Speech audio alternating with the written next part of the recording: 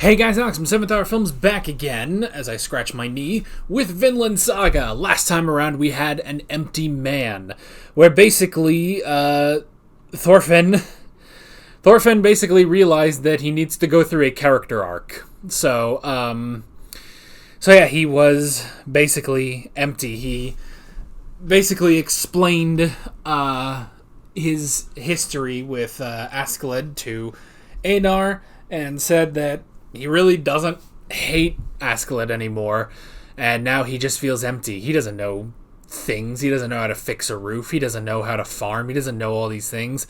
But, what was it? Sverkel? Wasn't that his name? The old master? He overheard that and said, hey, you know, if you're an empty man, that's good. It means you can put things in, you know, you can learn all sorts of new things, you know, if you're being reborn. I don't know why my knee itches right now, but it's driving me crazy. Anyway.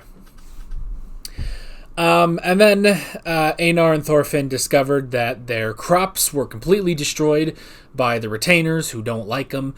And they met the retainers after telling all this to Pater, and the retainers pissed them off, and Thorfinn just unleashed a crazy strong punch against one of them. But now, unfortunately, they are getting the crap kicked out of them, so yeah, things are going well. But yeah, that's pretty much where we left off. Like always, the reaction is down in the description and in the pinned comment for your viewing pleasure. So let's go ahead and jump right into this episode of Vinland Saga. Here we go.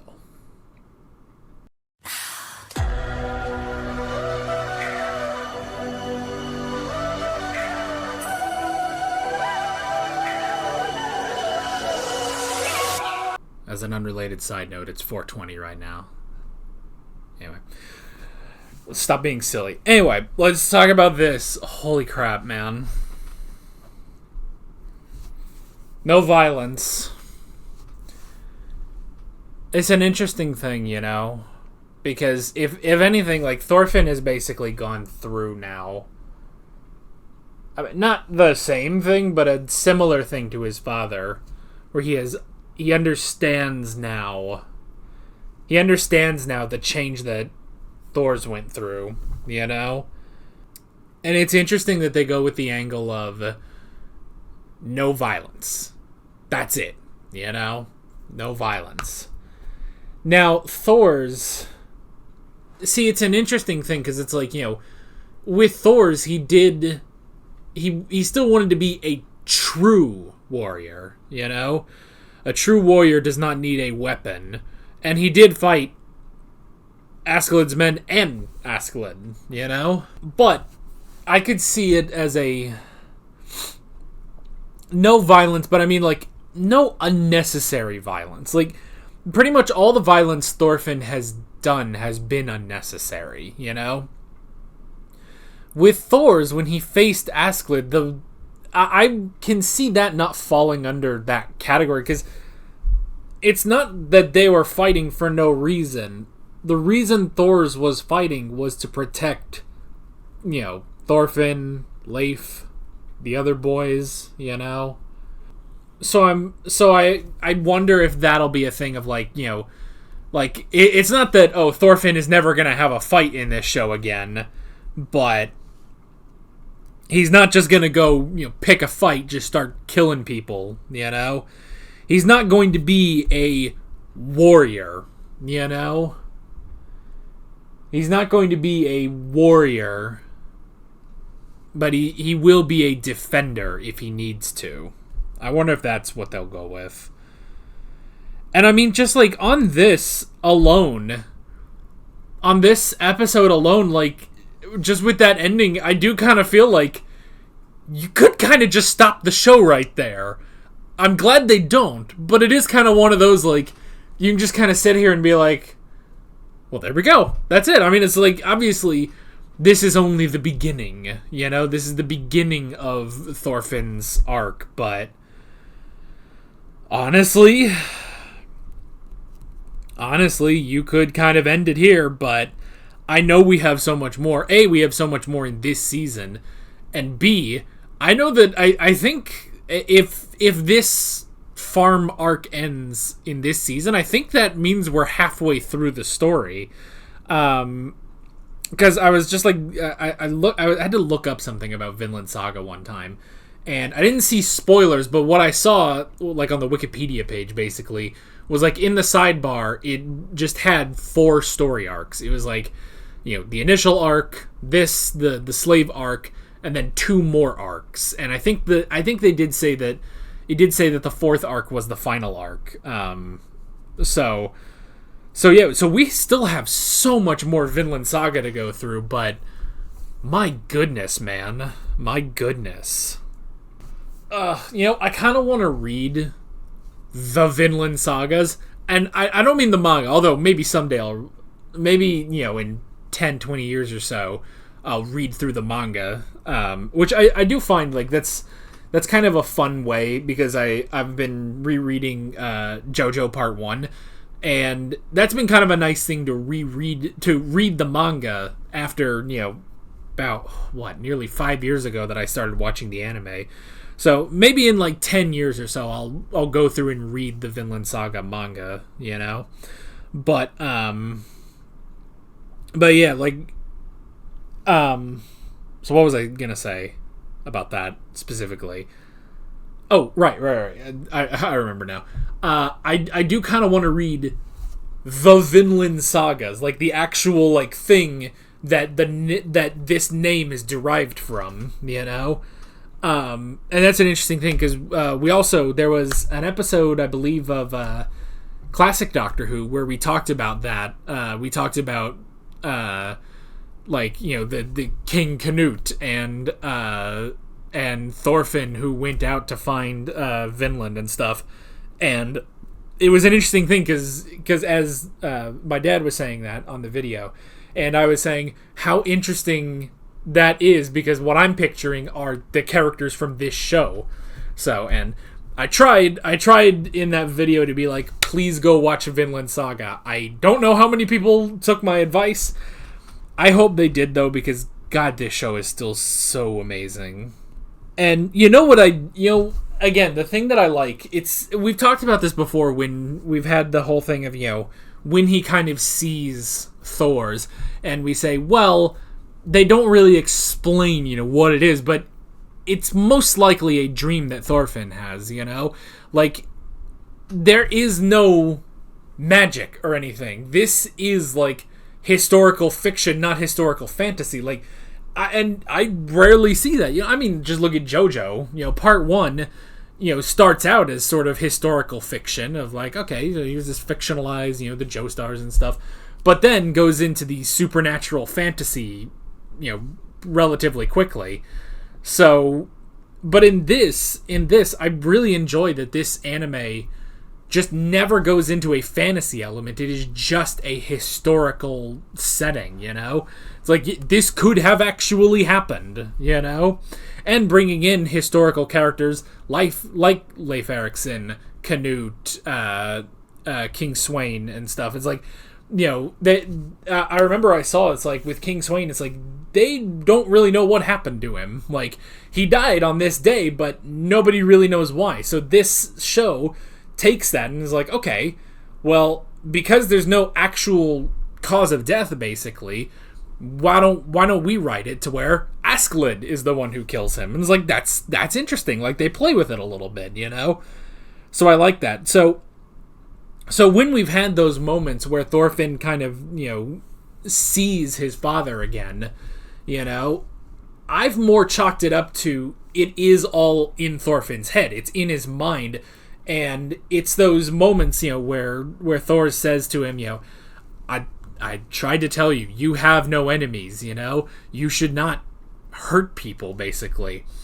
And it's an interesting thing, because, you could think of it as like, oh, it's like a force ghost or whatever. His spirit has actually come to give Thorfinn this message.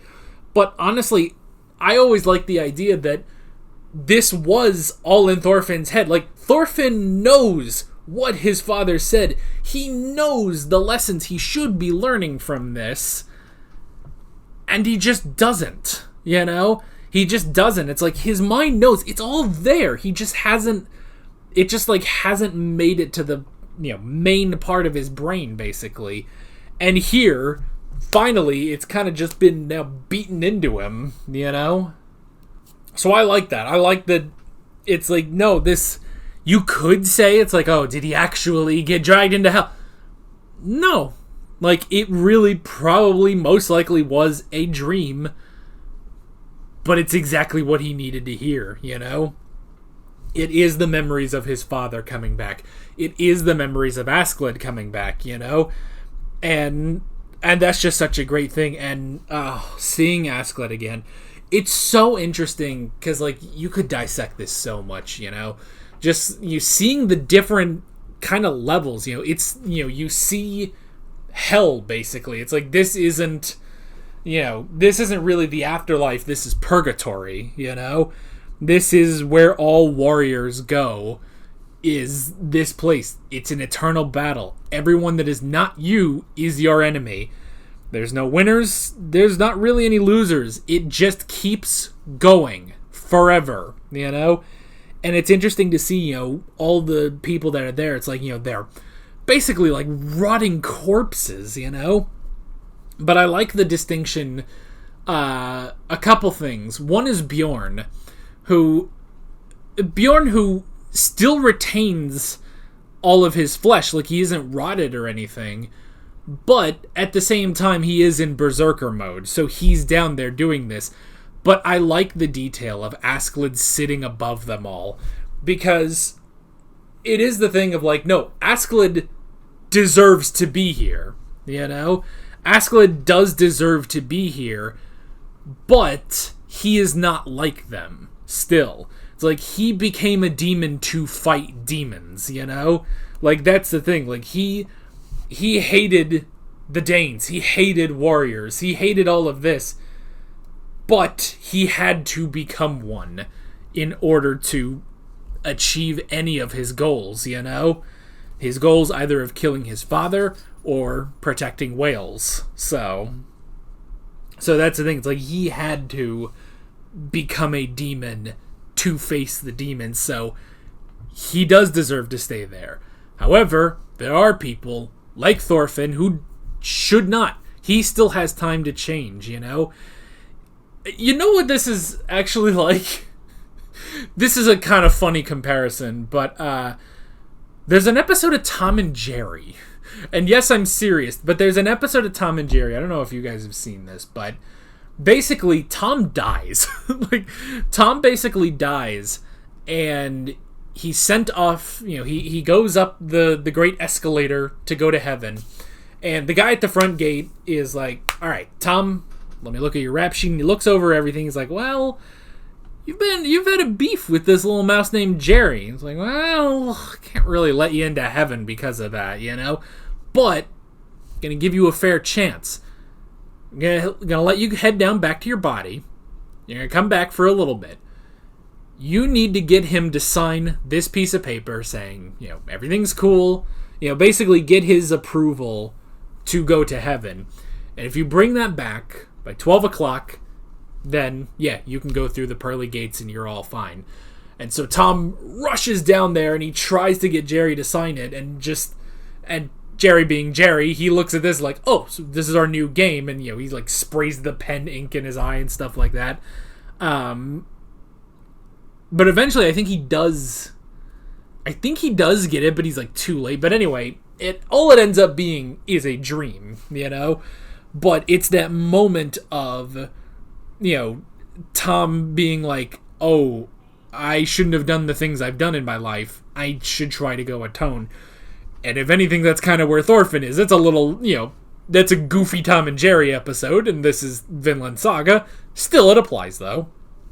But, yeah, so with that, Thorfinn is sent almost in there, but he's hanging on with the last bit of his strength. And Askeladd basically looks at it as like, kid, you shouldn't be here. Because he also takes some responsibility that it's like, I'm the one that dragged you into this, You were down here for many years, but that's only because of me. You know, like, if anything, Thorfinn should have never been anywhere near this.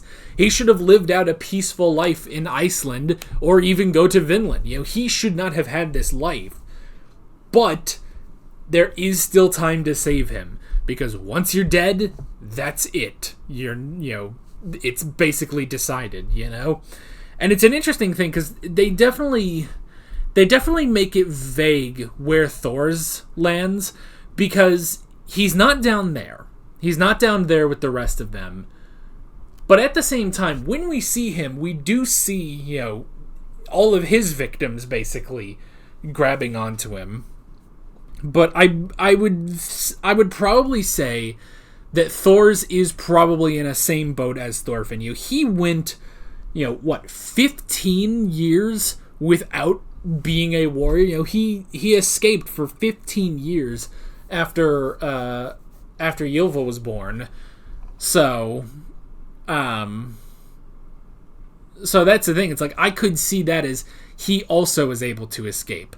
Yes, it's not perfect, and Thorfinn will not be perfect either, but they will not spend that time down in that hell, And I like that it's like, all the warriors down there, they see Thorfinn, they're like, ooh, new challenger approaching. Let's get this guy.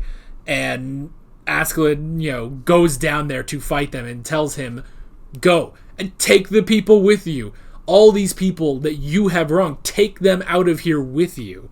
Because that's the thing. It's like, yes, he has killed so many innocent people, even if he doesn't know their names, who they are, where they're from. When he killed them, they are a part of him now.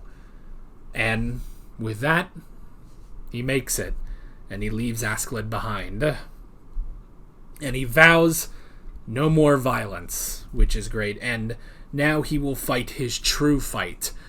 And, since after that we see both Einar and Thorfinn, back at work. They're farming again.